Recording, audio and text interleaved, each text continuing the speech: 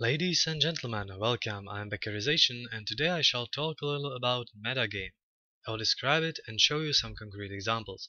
The easiest way how to describe metagame is that metagame is a set of different trends currently used. These trends involve basic strategies, unit composition, orientation towards early game, mid game or late game, and many other trends. Metagame can change once a month, once a week, and in some cases even every 2 days. Usually the players who can predict the meta are the best players, because it allows them to be one step ahead of almost everyone else. To the examples. In the current Hearthstone meta, 3 most common decks are Midrange Hunter, Warlock Zoo, and Handlock, in case of other non-professional games. Midrange Hunter was around for a while, but its huge popularity lately is due to popularity of Priest, Druid, and Handlock decks. Midrange Hunter counters them and therefore it became the strongest deck. Before this one very popular deck was Legendary Warrior. In one moment the game was flooded by these decks. The same is happening now with the Hunter's deck.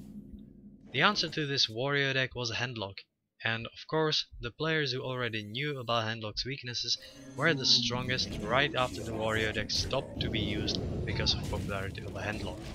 This goes on and on and on, and the meta which once was, is probably going to come back again. Therefore remember what counters what, so you can ride the fastest waves.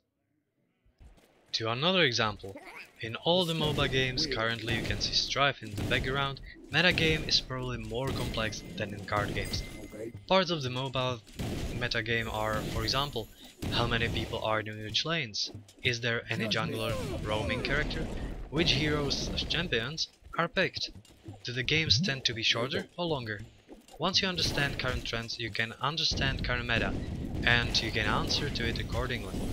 When Dota 2 first came out, professionals and almost everyone played anti-mage, for they thought that he was the strongest carry in the late game.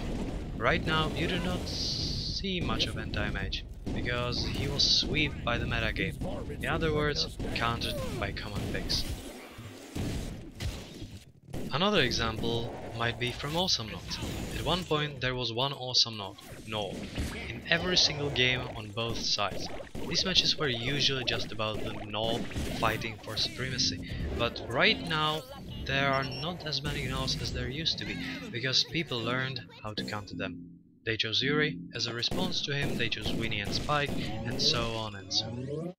The best players are those who can predict these movements, come with the counterplay first, and then switch to counterplay the metagame which they themselves created by previous countering.